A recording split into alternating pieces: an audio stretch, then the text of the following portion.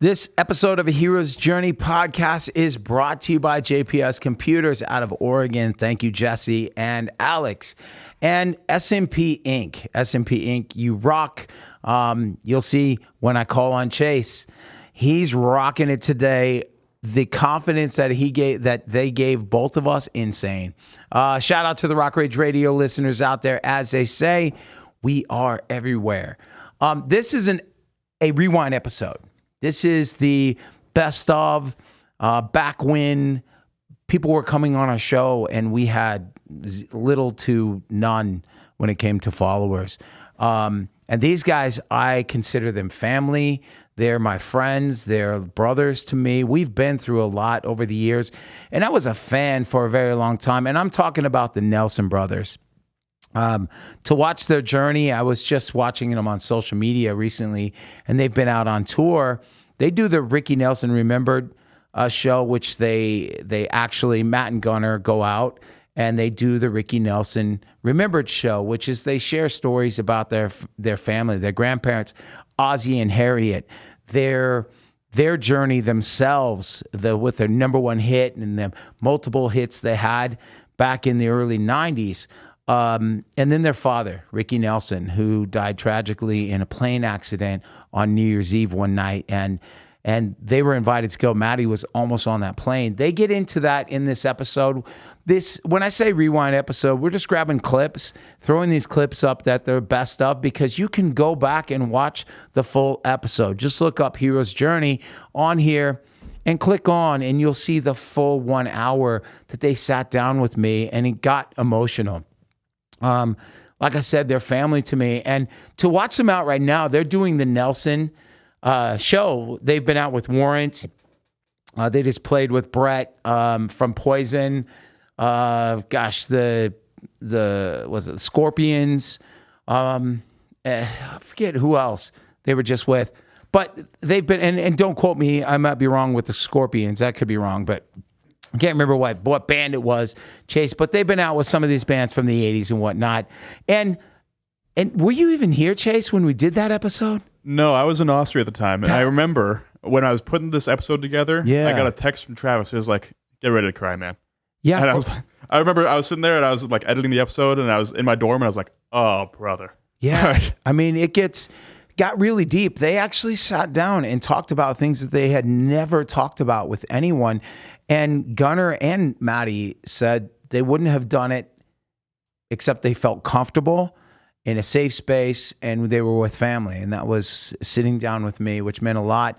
And the next time they come through, normally they come through and do the Ricky Nelson Christmas Remembered show at South Point. So if you're out there and want to check them out, go see them. But they will be coming to Las Vegas here real soon. And we're going to sit them down and you'll get to meet them.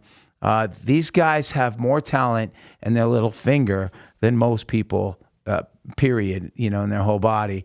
They're really talented, really sweet human beings, and I was just blessed. So check this out. It's the best of clips. It's a lot of Gunnar. Gunnar ran a lot of this one, and it was my first time because I knew Maddie very, very well, and Gunnar and I have just gotten closer over the years. So go check this out. Thank you again. Take the light in the winter, take it all in, see the gold in the sadness, believe my friend. Take the light in the darkness, just take it all in, embrace the love in the madness, take it all in.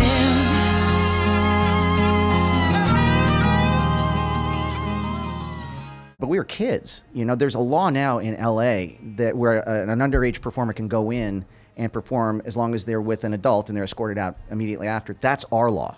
Really? Yeah, that's our law. We actually went down with Michelle, who was the booker at Madame Wong's West, because we wanted to play the club, and at that time you couldn't. And we thought that was unfair, so did she. So we went down to City Hall and we petitioned City Hall and we got that whole thing passed. So, you find a way. Wow, yeah. You just find a way. And that's, I guess, what it was with Gunnar and I, was you find a way. Yeah. And so coming up young like that. And the reality is like when we were coming up doing that, Our dad was our best friend, but he was gone all the time, man. You know, he was on the road, and he had a very expensive wife, which ended up in an even more expensive divorce. But he was trying to keep it going, and she was spending more than he could make. But it made him have to be gone all the time. Right. And our mom was pretty awful. So what we had was our music and each other. That's what kept us sane. So for like a lot of people, music really saved us. It really did. And so recently I just said that if we had had the life that a lot of people that dismissed us thought we had, we never would have achieved anything. At the time, the popular belief was free milk and a cow of the industry. If you sing music for free on TV, then the kids aren't going to go down to the record stores and buy the record. So no one did it.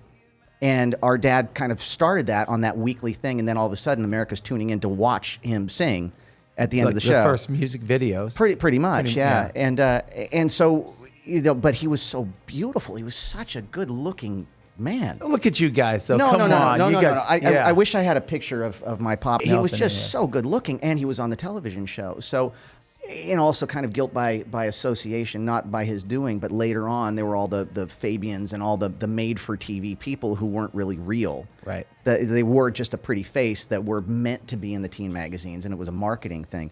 Our dad, actually, in hindsight, if you look at it, he was performing up to 300 shows a year up until the day he died. And he could have gone down the road of being a fine film actor. He was in Rio Bravo, which got a phone call when I was 22. I'm sitting there getting my fabulous hair done. And it was fabulous. And it was fabulous. And my manager, Larry, called me. And he said, "You sitting down?" I said, "I happen to be in Foyles, right here, right now." And he said, "Okay, well, I just wanted to be the first person to tell you that tomorrow, on your birthday, on your 22nd birthday, you are now the #1 act on planet Earth. Love and Affection will be the #1 song on the Hot 100 tomorrow." Wow. And I got that phone call, and it was not what I expected. I sat there and I got the news, and I was terrified because I thought that achieving that was going to make me happy, that I was going to feel this peace, and I was going to feel this completion happen. And all that emptiness that I'd felt up to that point, because I was coming, I'm going to be straight up honest. Up until that point, I was really coming from ego. I wanted to prove all those teachers wrong, those well-meaning friends that said, "Why even do this? You're never going to be as successful as your dad. Why even bother?" I wanted to prove them wrong. And I'd realized that I'd wasted all of my time trying to achieve. I didn't even remember the journey. We'd worked so hard going to radio station because I was coming from the wrong place. I was coming from, I am really worthy, I am really badass, I'm really famous, I'm really whatever. And it was so empty, man. So, Gunnar, let me ask you a question. Every day I remember Erin Vallely, and I see her eyes, and I go, that's why I'm getting out of bed. That's why I'm reading a bad review and laughing at it. Right. That's why I'm doing another take at 4:30 in the morning. That's why I care about the way the kick drum sounds. That's why I'm doing it, is because of that. You know, already been famous, already been rich, already bucked the odds, already proved people wrong. Right. We've nearly died, both of us, numerous times doing what we do. Yep. We keep going because of that. Yeah. It's the same thing. It's amazing. You know, obviously we're twins, but you have an experience like that, and that was always there. But what a concrete example of why you don't quit. Because somewhere out there, if you're lucky, there's somebody that you mean something to. Gunnar was having a tough time with a throat infection, and we were singing band. There were no tracks or anything like that, as I mentioned. Yeah. It's funny, we always used to get reviews, oh, they were running tracks, and then we weren't. That's when it was like taboo. Remember the Milli Vanilli thing? Oh, yeah. Paula Abdul. And so we get in there, and Gunnar says, "Guys, I'm going to try to sing a little softer, so try to back me a little bit on there." And we get out there, and Gunnar goes into the first song. On the first chorus, he looks at me, and he's got this terror in his eyes. Now, I'm saying that there were 10,000 people in there going completely berserk. And on the first song, he loses it. There's not... I mean, we're talking air. There's nothing coming out. Right. There's nothing. You've been there. Yeah, I've been there. I mean, it's like people ask me, what's that like getting on stage? It's like, you know what? It's going into a gunfight with a squirt gun. It's the naked It's not good. Erin was fighting her final fight. And the doctors couldn't figure out why she had lasted as long as she had. You know, or even her mom was saying, like, "Honey, we love you, and it's going to be okay. We'll see you in heaven. You can let go." And she would just smile and nod her head and all that kind of. She's like, I'm waiting for something. I'm waiting. Waiting for something. And then the night before her birthday, her mom said, it's Matthew and Gunner's birthday tomorrow. And she smiled. She said, I know. And she said, I'm waiting to die on their birthday, so they'll never forget me. And she did. So. Whoa. Heavy, yeah. So she's still out there and all that stuff. But Thanks, Gunner. well, no, I know. Dude, you got me. Like, I'm over here crying. No, brother, look, I never get a chance to talk about this, and I can only talk this way because we're family. We're friends. I would never talk about this just going out and doing another show. I wouldn't. But we're family, so I feel safe here. Exactly. I struggle with forgiveness, and I struggle with judgment, and I work on it all the time. It's really kind of my thing growing up with the parenting that we had. You had to be tough. Right. And in my case, you had to harden yourself up a lot. You guys went through a lot. But it took a 13-year-old girl going through her struggle to kind of, melt the ice cube, so to speak. And that's when my journey shifted from being a journey of ego to being a journey of purpose. That was Matt and Gunner, the best of. Like I said, if you want to see the full episode, you can go back and check out the full episode. Just look up Nelson here. Just go rewind a little bit, and Click you can the podcast playlist, or I think I'll probably put the link to the episode in the description of this episode. That is perfect. Now we think of this now as we're doing this, but no, thank you, Chase. That's amazing.